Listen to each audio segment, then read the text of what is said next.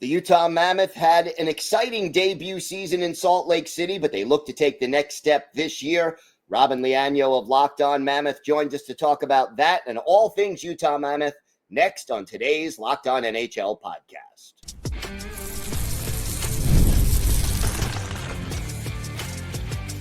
You're Locked On NHL, your daily podcast on the National Hockey League.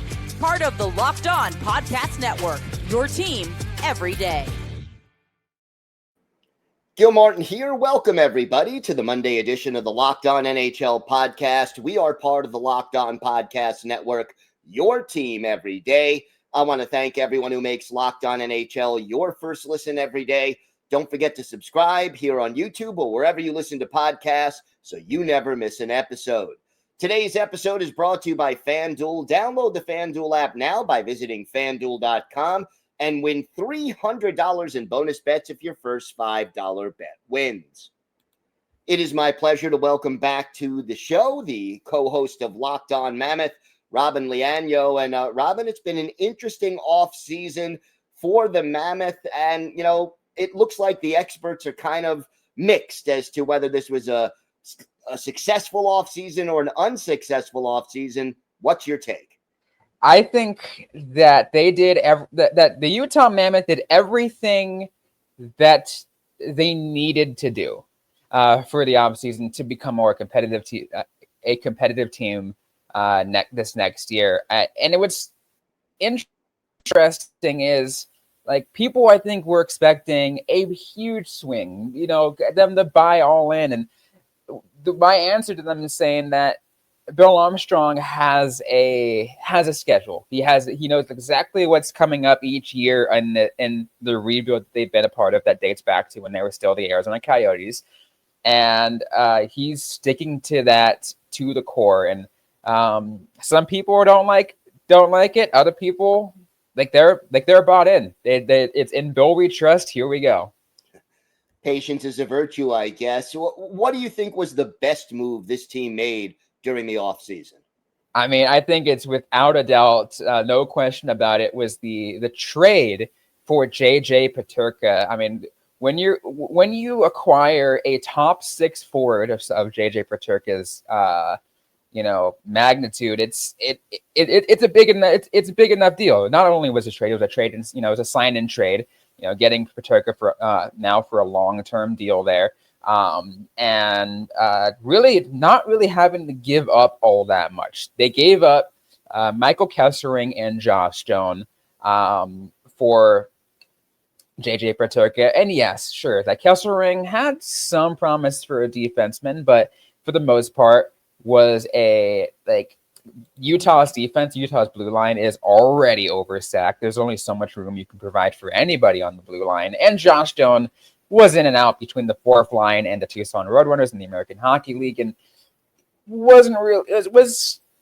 was finding his place, but that was an expendable pick. He was a fan favorite for sure, but at the end of the day, when you're able to get a top six forward like JJ Peterka, that's what you go for it.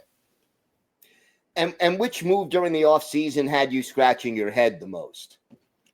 Had me scratching my head. Well, it's interesting because it was actually, to me, more of a re-sign. And it was because this goes back to before the season ended, Gil. And before the season ended, around the time even when it ended, Michael Carcone had kind of already said he was on his way out. He didn't really have any interest in returning to the Utah Mammoth. And it seemed to be the common opinion that he wasn't going to come back. After a few weeks after free agency kind of rolls on, hey, surprise, surprise, he is back and going to be wearing a Utah Mammoth jersey.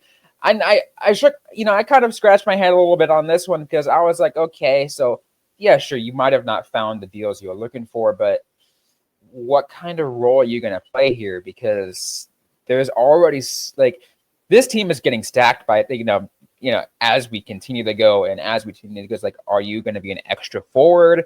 Are you going to be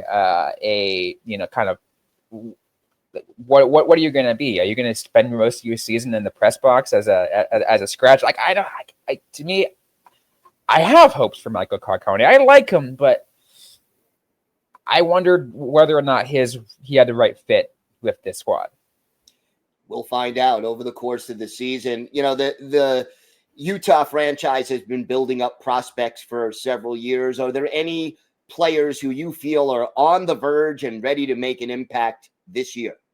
Yeah, you know, there are, and I would say go ahead, there are two guys who are on the top of so many people's list right now, and they were paying attention to these guys because they were signed and they are making their way on over to North America from the KHL.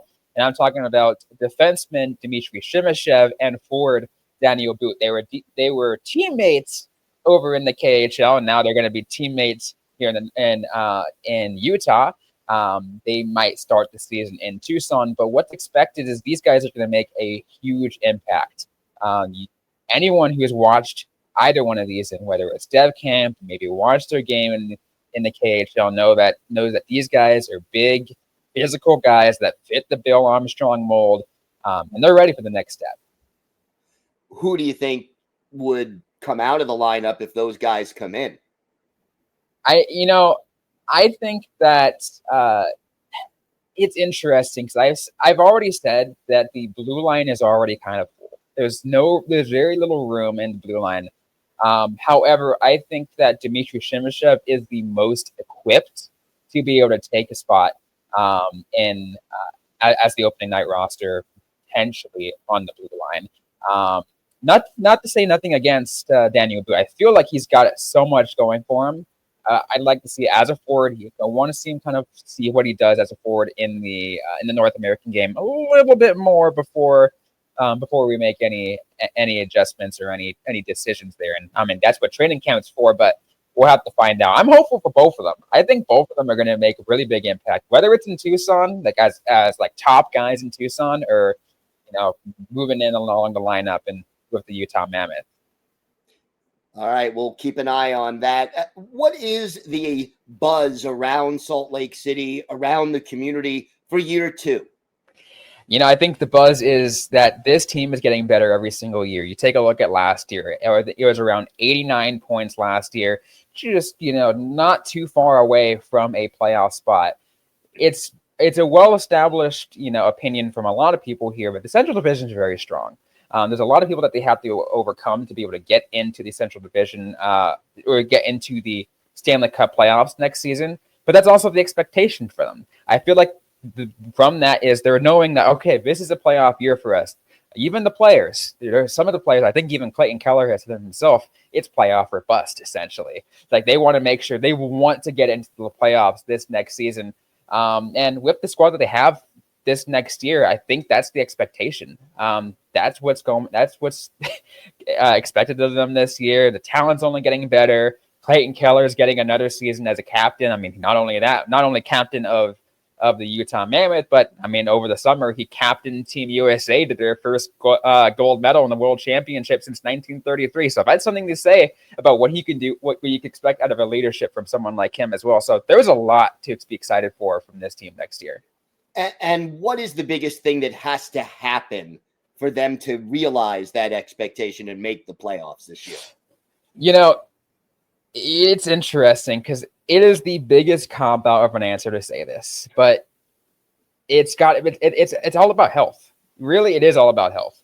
Last year, particularly, I'm saying it again multiple different times, the blue line has experienced so much injury. Last year, Utah was out Sean Dursey for half the year. They were out Sean Marino for half the year. I believe Maverick Lamoureux, who replaced one of those players, he ended up being out a few weeks after playing for a little bit. And then more injuries and more injuries. They were down to I think, almost 10 defensemen deep or whatever it was at some point. And it was absolutely crazy.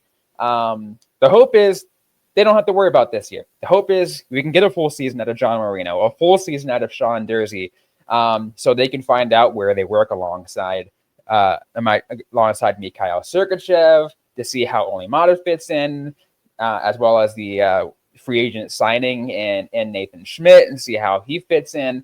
There is gonna be a lot of questions in this Utah blue line that really need to be answered before anything else. All right, Robyn, why don't you tell our viewers and our listeners where they could find the podcast and where they could find you and your co-host on social media? Yeah, over on social media, you can find the podcast just about everywhere on at Locked On Mammoth. That's at Locked On Mammoth.